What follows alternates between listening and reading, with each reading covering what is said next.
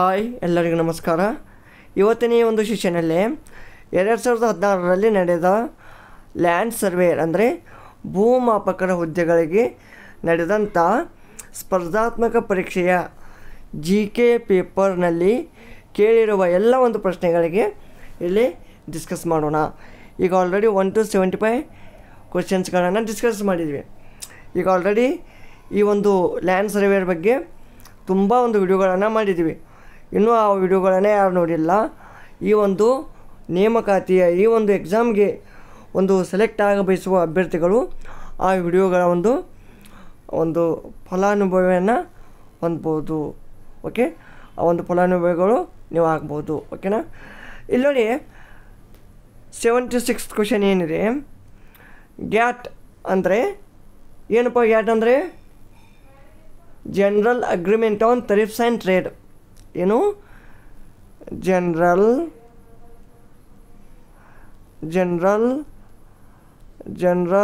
Agreement on tariffs and trade. ಇದು ಯಾವಾಗ ಸ್ಥಾಪನೆ ಆಯಿತು? 1947. ಇಲ್ಲಿ ಏನಂತಿದ್ದಾರೆ? ಗ್ಯಾಟ್ ಇದೊಂದು ಸುಂಕ ಮತ್ತು ವ್ಯಾಪಾರದ ಬಗೆಗಿನ ಸಾರ್ವತ್ರಿಕ ಒಪ್ಪಂದ. ಇದು ತನ್ನ ಒಂದು ಸದಸ್ಯರ ನಡುವಿನ ವ್ಯಾಪಾರ ರೀತಿಯಲ್ಲಿನ ಒಪ್ಪಂದವನ್ನು ಏರ್ಪಡಿಸಿ ಪ್ರೋತ್ಸಾಹಿಸುವ ಮೂಲಕ ತನ್ನ ಗುರಿಯನ್ನು ಸಾಧಿಸುವ ಒಪ್ಪಂದ. ಇದು ಕರೆಕ್ಟ್ ಇದೆ. ಯಾವುದೇ ಸುಂಕದ ಅಡೆತಡೆಗಳಿಲ್ಲದ ಅಂತಾರಾಷ್ಟ್ರೀಯ ವ್ಯಾಪಾರವನ್ನು ಪ್ರೋತ್ಸಾಹಿಸುವ ಉದ್ದೇಶದಿಂದ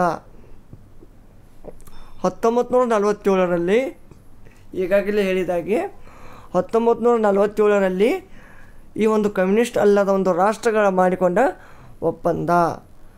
ಇದು ಎ ಮತ್ತು ಬಿ ಎರಡು ಸರಿ ಅಂತ, ಮೇಲಿನ ಯಾವುವೂ ಅಲ್ಲ. ಸೊ ಇಲ್ಲಿ ಕರೆಕ್ಟ್ ಆನ್ಸರ್ ಏನು ಬರುತ್ತೆ? ಆಪ್ಷನ್ ಸಿ ಬರುತ್ತೆ. Okay, next question. ಸುರಕ್ಷತೆಗಾಗಿ ಮನೆಯ ವಿದ್ಯುತ್ ಸರಬರಾಜಿನ ಮೇನ್ಸ್ ಅನ್ನು ಫ್ಯೂಸ್ ತಂತಿಯು ಡ್ಯಾಶ್ ಲೋವನ್ನು ಹೊಂದಿರಬೇಕು. ಇಲ್ಲಿ ನೋಡಿ ಆನ್ಸರ್ ಏನಾಗುತ್ತಪ್ಪ? ನಿಮ್ಗೆ ನಾರ್ಮಲಾಗಿ ಗೊತ್ತಿದೆ. ಇಲ್ಲಿ ನಾವು ಫ್ಯೂಸನ್ನು ಯೂಸ್ ಮಾಡ್ತೀವಿ. ನಾರ್ಮಲಾಗಿ ಯಾವುದು? ಕಾಪರ್ ಯೂಸ್ ಮಾಡ್ತೀವಿ. ಓಕೆನಾ? ಮತ್ತು ಯಾವ್ಯಾವ ಯೂಸ್ ಮಾಡ್ತೀವಿ ಹೇಳಿ ನೋಡೋಣ. ಇಲ್ಲಿ ಫ್ಯೂಸ್ ತಂತಿ ನಾವು ಕಾಪರ್ ಆಯಿತು ಮತ್ತು ಇನ್ನಿತರ ಒಂದು ಆ ಲೋಹಗಳ ಒಂದು ತಂತಿಯನ್ನು ಯೂಸ್ ಮಾಡ್ತೀವಿ. ಸೊ ಇಲ್ಲಿ ಈಗ ಕರೆಂಟ್ ಜಾಸ್ತಿ ಆಯ್ತಪ್ಪ ಅಂತಂದ್ರೆ ಏನು ಮಾಡ್ತೇವೆ? ಏನಾಗುತ್ತೆ? ಅದು ಕರೆಂಟ್ ಹಾಯಾಗಿ ಮೆಲ್ಟಾಗಿ ಶಾರ್ಟ್ ಸರ್ಕ್ಯೂಟ್ ಆಗುತ್ತೆ. ಓಕೆ, ಅಂದರೆ ಅದರದಿಂದ ಸ್ಫೋಟ ಉದ್ಭವಿಸ್ಬೋದು. ಸೊ ಅದಕ್ಕೆ ಅದರ ಬಿಂದು ಲೋ ಮೆಲ್ಟಿಂಗ್ ಪಾಯಿಂಟ್ ಇರಬೇಕು. ಅಂದರೆ ಅದರ ಒಂದು ಕರಗುವ ಬಿಂದು, ಇದು ಮೆಲ್ಟಿಂಗ್ ಪಾಯಿಂಟ್ ಏನಂತಿರಲ್ಲ, ಅದರ ಮೆಲ್ಟಿಂಗ್ ಪಾಯಿಂಟ್ ಕಡಿಮೆ ಇರಬೇಕು, ಲೋ ಇರಬೇಕು. ಇಲ್ಲಿ ಆನ್ಸರ್ ಏನಿದೆ? ಇದು ಮೇ ಬಿ ಆನ್ಸರು ಈ ಆಪ್ಷನಲ್ಲಿ ಇಲ್ಲ. ಸೊ ಇದು ಒಂಥರ ಆಗಲ್ಲ, ಇದು ಆಗಲ್ಲ.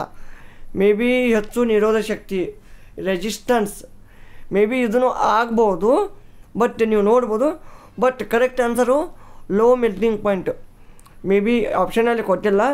ಬಟ್ ಹೈ ರೆಸಿಸ್ಟೆನ್ಸ್ ಇರುತ್ತೋ ಇಲ್ಲೋ ನನಗೂ ಒಂದು ಶ್ಯೂರ್ ಇಲ್ಲ. ಓಕೆನಾ? ಇಲ್ಲಿ ಲೋ ಮೆಲ್ಟಿಂಗ್ ಪಾಯಿಂಟ್ ಅಂತೂ ಬೇಕಿದ್ದರೆ ನೀವು ಗೂಗಲ್ ಮಾಡಿ ನೋಡ್ಬೋದು. ಒಂದು ಫಾರ್ ಸೇಫ್ಟಿ ಪರ್ಪೋಸು ಆ ಒಂದು ಫ್ಯೂಸ್ ವಯರು ಏನಿರಬೇಕು ಕರೆಕ್ಟ್ ಮೇನ್ಲಿ. ಓಕೆನಾ? ನೆಕ್ಸ್ಟ್, ಭಾರತೀಯ ಸೇನಾಪಡೆಯ ಮೊದಲ ಭಾರತೀಯ ಸೇನಾ ಮುಖ್ಯಸ್ಥ ಯಾರಪ್ಪ? General KM Kariappa. KM Kariappa ಅಂದರೆ ಏನು? Field marshal. ಕೆ ಅಂದರೆ ಕೋದಂಡೇರ ಮಾದಪ್ಪ ಕರಿಯಪ್ಪ. ಸೊ ಇವರು first Indian commander in chief of the Indian army. He is taking over from the British general Roy Bucher. ಇದಕ್ಕೆ ಅವನಿಗಿಂತ ಮುಂಚೆ ಯಾರಿದ್ರು? ರಾಯ್ ಬಚ್ಚರ್ ಅಂತ ಇದ್ದ. ರಾಯ್ ಬಚ್ಚರ್ ನೆನ್ಪಿಟ್ಕೊಳ್ಳಿ. ಯಾವಾಗ ತೊಗೊಂಡ 15th Jan 1949. ಅದಕ್ಕೆ 15 ಜನವರಿಗೆ ಆರ್ಮಿ ಡೇಯನ್ನು ಸೆಲೆಬ್ರೇಷನ್ ಮಾಡ್ತಾರೆ. ಓಕೆನಾ. ಅವ್ರದ್ದು ಕಾರ್ಯಾವಧಿ ಯಾವಾಗಿತ್ತು 1949 to 1953. 4 ವರ್ಷ ಮಾಡ್ಯಾರ, ನೆನಪಿರಲಿ. ನೆಕ್ಸ್ಟ್, ಖಾಲಿ ಜಾಗವನ್ನು ತುಂಬಲು ಉತ್ತಮವಾದ ಒಂದು ಆಪ್ಷನನ್ನು ಸೆಲೆಕ್ಟ್ ಮಾಡಿ. ಯಾವ್ದು ಬರುತ್ತಪ್ಪ ನಿಮ್ಮ ಪ್ರಕಾರ? ಇದು ನೋಡಿ, ಇದು ಕಂಟಿನ್ಯೂ ಹಾಕೋತಾ ಹೋಗಿದೆ. ಏನಾದರೂ ಆಗ್ಬೋದಾ ಇಲ್ಲಿ? ಚೇಂಜಸ್ ಆಗ್ಬೋದಾ ಫ್ರೆಂಡ್ಸ್? ಇದರಿಂದ ಹೆಚ್ಚಾಗಿದೆ, ಇದು ಕಮ್ಮಿ ಆಗಿದೆ, ಇಲ್ಲಿ ಇದು ಆಗಿದೆ. ಸೊ ಮೇ ಬಿ ಕಡಿಮೆ ಅಂತರೂ ಆಗಲ್ಲ,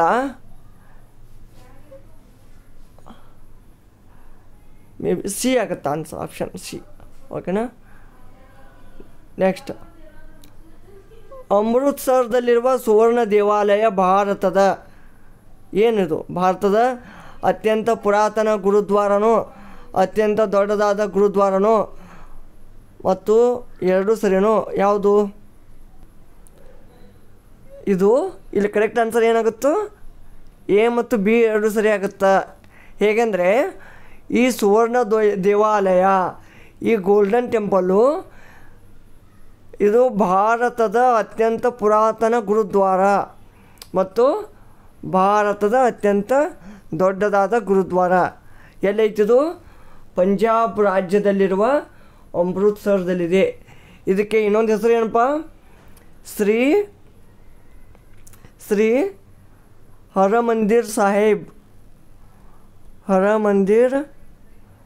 ಹರಮಂದಿರ್ ಸಾಹೇಬ್. ಓಕೆ.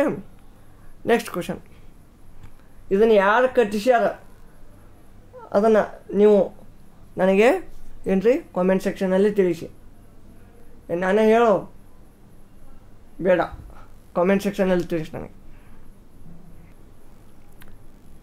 ಇಲ್ಲಿ ನೋಡಿ, ಫಿಲೇರಿಯಾಗ ಮೇನ್ ಕಾರಣ ಏನಪ್ಪ ಅಂದ್ರೆ ಒಂದು ಉಷೇರಿಯಾ ಬ್ಯಾಂಕ್ರಫ್ಟಿ ಅಂತಂದು ಏನು ಬರುತ್ತಾ? ಒಂದು ಫಿಲೇರಿಯಲ್ ನೆಮ್ಯಾಟೋಡ್ ಬರುತ್ತಾ. ಯಾವುದು? ನೆಮ್ಯಾಟೋಡ್. ಅದ್ರ ಹೆಸರು ಬರ್ತೀನಿ ನೋಡ್ರಿ,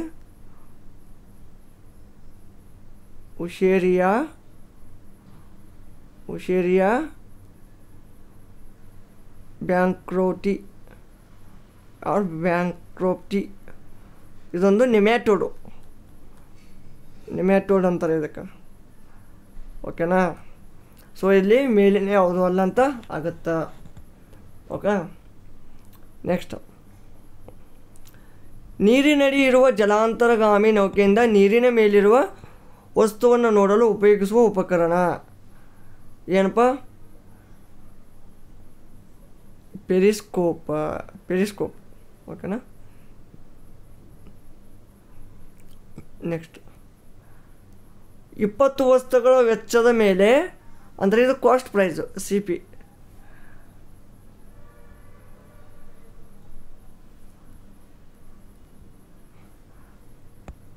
ಇಲ್ಲಿ ಇದು ಕಾಸ್ಟ್ ಪ್ರೈಸ್ CP ಇಂಟು ವಸ್ತುಗಳ ಮಾರಾಟ ಬೆಲೆ, X ವಸ್ತುಗಳ ಮಾರಾಟ ಬೆಲೆಗೆ ಸಮಾನಾಗಿದೆ. ಅಂದರೆ 20 ವಸ್ತುಗಳ ವೆಚ್ಚದ ಬೆಲೆ ಅಂದರೆ ಏನಾಗಿದೆ? 20 cost price = X selling price ಅಂದಂಗೆ ತಿಳಿತಾ? ಇದು ಸಮಾನ ಇದ್ದಂಗೆ. ಲಾಭ 25% ಇದ್ದಲ್ಲಿ, ಅಂದರೆ ಪ್ರಾಫಿಟ್ ಪರ್ಸೆಂಟೇಜು 25 ಇದ್ದಲ್ಲಿ Xನ ಮೌಲ್ಯ ಎಷ್ಟು? ಅಂದರೆ ಇದು ಸಮಾನ ಐತಿ ಅಂದ್ರೆ ಇಲ್ಲಿ ಏನಾಗುತ್ತಪ್ಪ? ಏನಾಗುತ್ತೆ ಹೇಳಿ? ಇವೆರಡು ಸಮಾನ ಅಂದರೆ ಇಲ್ಲಿ X 20 ಆಗುತ್ತೇನಿಲ್ಲ? 20 ಆಗಲ್ಲ. ಯಾಕೆಂದರೆ ಈಗೇನು ಮಾಡ್ಬೇಕು ನಾವಿಲ್ಲಿ? 20 CP = X SP ಅಂದಂಗೆ. ಅಂದ್ರೆ ಈ ಕಾಸ್ಟ್ ಪ್ರೈಸ್ ಏನು ನಮ್ಗೆ ಗೊತ್ತಿಲ್ಲ, ಸೆಲ್ಲಿಂಗ್ ಪ್ರೈಸ್ ಏನು ಅದು ಗೊತ್ತಿಲ್ಲ. ಸೊ ಈಗೇನು ಮಾಡ್ಬೇಕು ನಾವು? CP/X or S P by C P equal to 20/x ಗೊತ್ತಾ? ಅಥವಾ ಇದನ್ನು ಮಲ್ಟಿಪ್ಲೈ ಮಾಡೋದು ಸಿ ಪಿ. ಓಕೆನಾ? ಏನಾಗುತ್ತೆ? S P equal to 20/x into C P ಆಗುತ್ತೆ. ಪ್ರಾಫಿಟ್ ಪರ್ಸೆಂಟೇಜ್ ಏನಾಗ್ತೈತಿ? Selling price minus 20x minus C P minus C P divided by ಏನಾಗುತ್ತೆ? Divided by ಏನು? ಕಾಸ್ಟ್ ಪ್ರೈಸ್ ಎಷ್ಟಿತ್ತು ಗೊತ್ತಿಲ್ಲ. ಇದು ಸೆಲ್ಲಿಂಗ್ ಪ್ರೈಸ್ ಎಷ್ಟೈತಿ? ಓಕೆನಾ? ಸೆಲ್ಲಿಂಗ್ ಪ್ರೈಸ್ ಎಷ್ಟೈತಿ, ಕಾಸ್ಟ್ ಪ್ರೈಸು ಗೊತ್ತಿಲ್ಲ. ಸೊ ಈಗೇನು ಮಾಡಬೇಕು ನಾವು? Divided by C P into 100. ಇದು 25 ಇತ್ತಂದ್ರೆ ಇದು ಸಿ ಪಿ ಎಷ್ಟು? ಅದಕ್ಕೆ ನಾವಿಲ್ಲಿ ಏನು ಮಾಡಬೇಕು? ಎಕ್ಸ್ನ ಬೆಲೆ ಎಷ್ಟಂತ ಕಂಡುಹಿಡಿಬೇಕು. ಇಲ್ಲ ಇಲ್ಲಿ ಏನು ಮಾಡೋದು? 1 ಮಿನಿಟ್ ಜಸ್ಟ್ ಇಲ್ಲಿ ಇದನ್ನು ಓವರ್ಕಮ್ ಮಾಡ್ತೀನಿ. 25 ಅಂದ್ರೆ ಟೋಟಲ್ ಇದು ಎಷ್ಟು ಆಗ್ತೈತಿ? 25 4 ಓಕೆನಾ? 4 ಆಯ್ತಂದ್ರೆ C P equal to 20 C P minus C P X divided by ಇದು ಎಕ್ಸ್. ಓಕೆನಾ? ಇಂಟು 4 ಅಂದಂಗಿದೆ. ಇದು ಇಂಟು 4 ಆಗುತ್ತೆ. ಆಮೇಲೆ ಇದು 80 C P minus 4x C P. ಓಕೆನಾ? ಸೊ ಈ 4x C P 1x C P ಅಂದರೆ ಎಷ್ಟು? 5x ಸಿ ಪಿ ಅನ್ನಂಗೆ. 5x C P equal to 80 C P. C P get cancel. 5x equal to ಏನಾಗ್ತೈತಿ? 80. X equal to 5 1 5 6 30 ಅಂದರೆ 16. B is correct. ತಿಳಿತಲ್ಲೋ? B is correct 16. ಏನಿಲ್ಲಪ್ಪ, profit ಪರ್ಸೆಂಟೇಜ್ದು selling price minus cost price divided by cost price.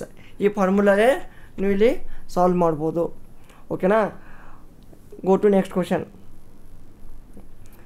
ನೀರಿನ ಶಾಶ್ವತ ಗಡಸುತನವನ್ನು dash ಇದರ ಮುಖಾಂತರ ಸೇರ್ಪಡೆಯಿಂದ ತೆಗೆಯಬಹುದು. ಇಲ್ಲಿ ಕರೆಕ್ಟ್ ಆನ್ಸರ್ ಏನಾಗುತ್ತೆ? ಸೋಡಿಯಂ ಕಾರ್ಬೋನೇಟ್ ಅಂದರೆ ವಾಷಿಂಗ್ ಸೋಡಾ Na2CO3 ಇದರ ಒಂದು ಮುಖಾಂತರ ಈ ಒಂದು ಸೇರ್ಪಡೆಯಿಂದ ತೆಗೆಯಬಹುದು. ಓಕೆನಾ? ನೆಕ್ಸ್ಟು, ನೀರಿನಲ್ಲಿ ಅತ್ಯಂತ ಹೆಚ್ಚಾಗಿ ಕರಗುವುದು ಯಾವುದು? ನಾರ್ಮಲಾಗಿ ಎಲ್ಲರೂ ಸಾಮಾನ್ಯ ಉಪ್ಪು ಸಾಲ್ಟ್ ಅಂತ ಹಾಕ್ತಾರೆ, ಅದು ತಪ್ಪು. ಉಪ್ಪು ತಪ್ಪು. ಸೊ ಇಲ್ಲಿ ಕರೆಕ್ಟ್ ಆನ್ಸರ್ ಏನು? ಸಕ್ಕರೆ ಅಂದರೆ sugar. Sugar is the most soluble in water. Next, ಕೆಳಗಿನ ಯಾವ ವಿಭಾಗಗಳಿಗೆ ನೊಬೆಲ್ ಪ್ರಶಸ್ತಿಯನ್ನು ನೀಡಲಾಗುತ್ತದೆ? ಯಾವುದಪ್ಪ? ಭೌತಶಾಸ್ತ್ರ ಕೊಡ್ತಾರೆ, ರಸಾಯನಶಾಸ್ತ್ರ ಕೊಡ್ತಾರೆ, ಜೀವಶಾಸ್ತ್ರ, ವೈದ್ಯಶಾಸ್ತ್ರ, ಸಾಹಿತ್ಯ, ಶಾಂತಿ ಹಾಗೂ ಅರ್ಥಶಾಸ್ತ್ರ. ಸೊ ಮೇಲಿನ ಎಲ್ಲವೂ. ನೆಕ್ಸ್ಟು, ಇಲ್ಲಿ ನೋಡ್ರಿ ನೆಕ್ಸ್ಟ್ ಕ್ವಶನ್ ಏನು ಹೇಳಿದ್ದಾರೆ ಅಂದ್ರೆ, ಸೂರ್ಯನ ಪ್ರಕಾಶಕ್ಕೆ ಮೈ ಒಡ್ಡುವುದರಿಂದ ಮನುಷ್ಯನ ಆರೋಗ್ಯದಲ್ಲಿ ಸುಧಾರಣೆ ಕಾಣುತ್ತದೆ. ಏಕೆಂದರೆ ಯಾಕಪ್ಪ? ನೇರಳಾತೀತ ಅಂದರೆ ಅಲ್ಟ್ರಾವೈಲೆಟ್ ಕಿರಣಗಳು ಚರ್ಮದ ತೈಲವನ್ನು, ಆ ಆಯಿಲನ್ನು ವಿಟಮಿನ್ ಡಿ ಆಗಿ ಕನ್ವರ್ಟ್ ಮಾಡ್ತಾವ. ಓಕೆನಾ? ನೆಕ್ಸ್ಟ್, ರಾಜ್ಯಸಭಾ ಸದಸ್ಯರು ಚುನಾಯಿತರಾಗುವುದು. ಇನ್ನೊಂದು, ವಿಟಮಿನ್ ಡಿಯಿಂದ ಈ ಒಂದು ಕೊರತೆಯಿಂದ ಯಾವ ರೋಗ ಬರ್ತೈತಿ ಅದನ್ನು ಕಾಮೆಂಟ್ ಸೆಕ್ಷನಲ್ಲಿ ತಿಳಿಸಿದಂಗೆ. ರಾಜ್ಯಸಭಾ ಸದಸ್ಯರು ಚುನಾಯಿತರಾಗುವುದು ವಿಧಾನಸಭೆಯ ಚುನಾಯಿತ ಸದಸ್ಯರಿಂದ. Members of legislative assembly. Next, ಸಂಸತ್ತಿನ ಚುನಾವಣೆಗಳಲ್ಲಿ ಚುನಾವಣೆ ಭಿನ್ನಗಳನ್ನು ನಿರ್ಧರಿಸುವ ಅಧಿಕಾರ ಯಾರಿಗಿರ್ತದೆ? ಭಿನ್ನ ಅಂದ್ರೇನು? ಪೆಟಿಷನ್ಸ್ ಏನಾದರೂ ಪ್ರಾಬ್ಲಮ್ ಇದ್ರೆ. ಸೊ ಇದು ಈ ಒಂದು ಸಂಸತ್ತಿನ ಚುನಾವಣೆಗಳಲ್ಲಿ ಯಾವುದಿರ್ತೈತಪ್ಪ, ಎಲ್ಲರೂ ಏನು ಮಾಡ್ತಾರೆ, ಚುನಾವಣಾ ಆಯೋಗ ಅಂತ ಬರೀತಾರೆ ಒಬ್ಬರು, ಕೆಲವೊಂದು ಮಂದಿ ಸರ್ವೋಚ್ಚ ನ್ಯಾಯಾಲಯ ಅಂತ ಬರೀತಾರೆ, ಕೆಲವೊಂದು ಮಂದಿ ಸಂಸತ್ತು ಅಂತ ಹಾಕ್ತಾರೆ. ಸಂಸತ್ತಿನ ಚುನಾವಣೆಗಳಲ್ಲಿ ಈ ಒಂದು ಇಲೆಕ್ಷನ್ ಪಿಟಿಷನ್ಸ್ಗಳನ್ನು ನಿರ್ಧರಿಸುವ ಅಧಿಕಾರ ಹೈಕೋರ್ಟ್ಗಳಿಗಿರ್ತದೆ. ನೆಕ್ಸ್ಟ್, ಹಾಲಿ ಇರುವ ಲೋಕಸಭಾ ಅಂದರೆ ಅದು 2016 ಯಾವುದಿತ್ತಪ್ಪ, 16th ಇತ್ತು. ಈಗ ಯಾವುದೈತಿ, ಈಗಿರೋದು ಆ್ಯಸ್ ಪರ್ ದ 2019 ಈಗ 17th.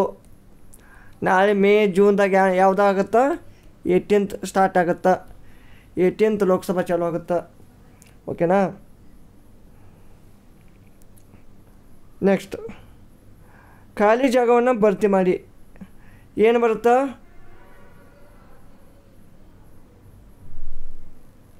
ಯಾವ್ದು ಹೇಳ್ರಪ್ಪ, ಇದು it is for your homework. I will skip this question. Lok Sabha ಸದಸ್ಯರ ಕಾರ್ಯಾವಧಿ 5 ವರ್ಷ. ಲೋಕಸಭಾ ಚುನಾವಣೆಗೆ ಸ್ಪರ್ಧಿಸಲು ಕನಿಷ್ಠ ಅರ್ಹತಾ ವಯಸ್ಸು 25 ವರ್ಷ ಅಥವಾ ವರ್ಷ. ರಾಜ್ಯಸಭಾ ಈ ಒಂದು ಚುನಾವಣೆಗೆ ಸ್ಪರ್ಧಿಸಲು ಕನಿಷ್ಠ ವಯಸ್ಸೆಷ್ಟು, 30. ನೆನಪಿರಲಿ, 30 ಆ್ಯಂಡ್ 35 ಯಾವುದು? What is the minimum age for the Rajya Sabha election? ಯಾವ್ದು ಹೇಳಿಪ್ಪ, ಎಷ್ಟಿರ್ಬೋದು? S, 30 only. ರಾಷ್ಟ್ರಪತಿಗೆ 35 ಬೇಕು. ನೆಕ್ಸ್ಟ್, ರಾಷ್ಟ್ರಪತಿಗೆ 35 ಬೇಕು, ರಾಜ್ಯಪಾಲರಿಗೂ 35 ಬೇಕು. ಕೇಂದ್ರ ಮತ್ತು ರಾಜ್ಯಗಳ ನಡುವಿನ ವಿವಾದಗಳನ್ನು ನಿರ್ಧರಿಸುವುದು ಸರ್ವೋಚ್ಚ ನ್ಯಾಯಾಲಯದ ಡ್ಯಾಶ್ ಅಧಿಕಾರದಡಿ ಬರ್ತದ. ಇದು ಅದರ ಒಂದು ಒರಿಜಿನಲ್ ಜುರಿಸ್ಡಿಕ್ಷನ್ನಲ್ಲಿ ಬರುತ್ತೆ. ಜುರಿಸ್ಡಿಕ್ಷನ್ ಅಂದರೆ ಮೂಲ ನ್ಯಾಯ ನಿರ್ವಹಣೆ. ಮೂಲ ನ್ಯಾಯ ನಿರ್ವಹಣೆ. ಶಿಕ್ಷಕರ ದಿನವನ್ನು ಯಾವ ದಿನಾಂಕದಂದು ಆಚರಿಸಲಾಗ್ತದೆ? ಇದಂತೂ ಎಲ್ಲರಿಗೂ ಗೊತ್ತೈತಿ, ಸೆಪ್ಟೆಂಬರ್ 5. ಯಾರೋ ಒಂದು ಸವಿ ನೆನಪಿಗಾಗಿ ಸರ್ ಎಂ ವಿಶ್ವೇಶ್ವರಯ್ಯನವರು. ನೆಕ್ಸ್ಟ್, ಸರ್ ಎಂ ವಿಶ್ವೇಶ್ವರಯ್ಯನ ಯಾವುದು? ಸರ್ ಎಂ ವಿಶ್ವೇಶ್ವರಯ್ಯ ಅವ್ರದ್ದು ಇಂಜಿನಿಯರ್ಸ್ ಡೇ 15th ಸೆಪ್ಟೆಂಬರ್ ಅದು. ಓಕೆನಾ. ಸೆಪ್ಟೆಂಬರ್ 5 ಇರೋದು ರಾಧಾಕೃಷ್ಣರದು.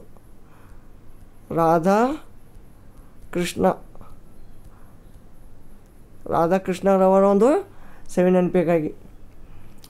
ಭೂಕಂಪದ ಪ್ರಮಾಣವನ್ನು ಮಾಪನ ಮಾಡಲು ಒಂದು ಸ್ಕೇಲನ್ನು ಆವಿಷ್ಕಾರ ಮಾಡಿದ ಕ್ಯಾಲ್ಟೆಕ್ ಭೂಕಂಪ ಶಾಸ್ತ್ರಜ್ಞನ ಹೆಸರೇನು? Charles Richter.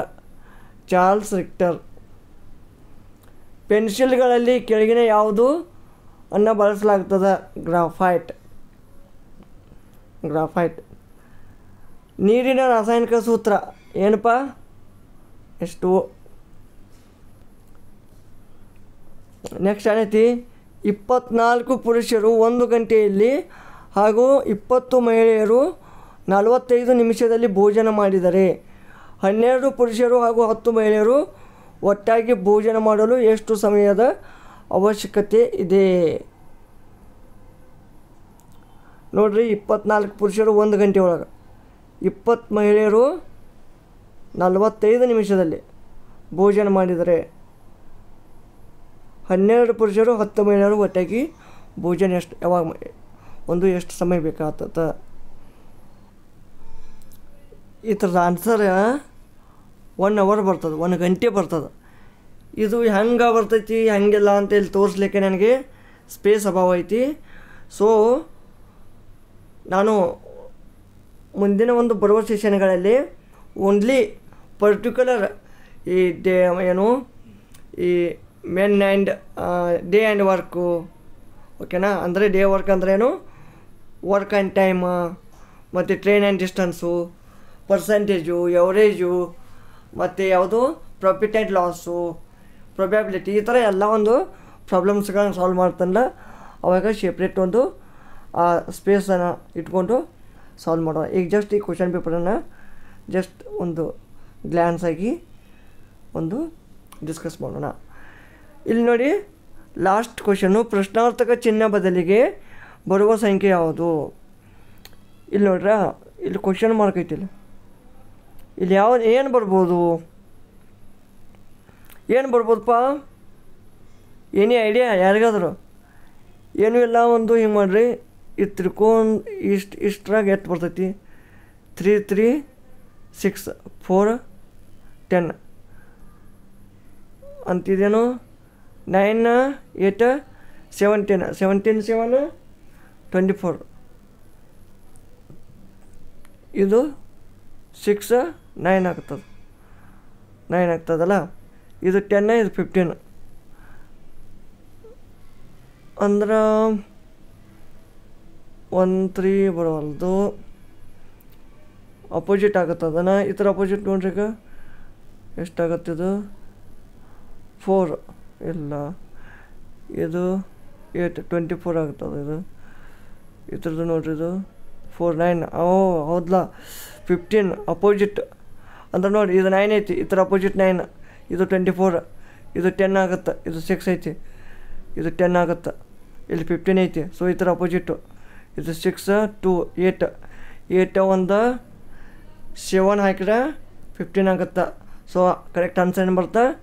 7 ಇದೆಯಲ್ಲ, 7 ಈಸ್ ರೈಟ್. ಹಿಂಗೊಂದು ಏನರ ಲಾಜಿಕ್ ಇಟ್ಕೊಳ್ಳೋದು. ಒಮ್ಮೆ ಇದ್ರದ್ದು ಎಡಿಷನ್ ತೊಗೊಳೋದು, ಎಲ್ಲ ಸೇಮ್ ಇತ್ತಂದ್ರೆ ಆ ಟೈಪ್ ಮಾಡೋದು. ಈಗೇನು ಮಾಡೋದು? ಇದ್ರದ್ದು ಎಡಿಷನ ಕರೆಕ್ಟ್ ಇದೆ, ಅದಕ್ಕೆ ಇದನ್ನು ಅಪೋಸಿಟ್ ಎಡಿಷನ್ ಮಾಡೋದು. ಓಕೆ, ಇದಿಷ್ಟು ಈ ಒಂದು GK ಪೇಪರ್ದೊಂದು ಕ್ವಶನ್ಸ್ಗಳಾಗಿದ್ದು. ಮುಂದಿನ ಒಂದು ಸೆಷನಲ್ಲಿ ಇನ್ನೂ ಹೆಚ್ಚಿಗೆ ಒಂದು GK ಕ್ವಶನ್ಸ್ ಆಗಲಿ, ಮತ್ತು ಮೆಂಟಲ್ ಅಬಿಲಿಟಿ ಕ್ವಶನ್ಸ್ಗಾಗಲಿ, ಮತ್ತು ಆಪ್ಟಿಟ್ಯೂಡ್ ಕ್ವಶನ್ಸ್ಗಳನ್ನು ಸಾಲ್ವ್ ಮಾಡೋಣ. ವಿಡಿಯೋ ಇಷ್ಟವಾದಲ್ಲಿ ಲೈಕ್ ಮಾಡಿ, ಕಮೆಂಟ್ ಮಾಡಿ. ಈ ಒಂದು ಲ್ಯಾಂಡ್ ಸರ್ವೇರ್ ಅಥವಾ ಭೂಮಾಪಕರ ಹುದ್ದೆಗಳಿಗಾಗಿ ಅಥವಾ ಇನ್ನಿತರ ಒಂದು ನೇಮಕಾತಿಗಳಿಗಾಗಿ ಒಂದು ತಯಾರಿ ನಡೆಸಲು ಸಿದ್ಧತೆ ನಡೆಸಲು ಅಥವಾ ಒಂದು ಲೇಟೆಸ್ಟ್ ಅಪ್ಡೇಟ್ಗಳನ್ನು ಪಡೆಯಲು ನಮ್ಮ ಈ ಜ್ಞಾನಬೋಧಿ ಯೂಟ್ಯೂಬ್ ಚಾನಲನ್ನು ತಪ್ಪದೇ ಸಬ್ಸ್ಕ್ರೈಬ್ ಮಾಡಿ. ಧನ್ಯವಾದಗಳು ಫ್ರೆಂಡ್ಸ್.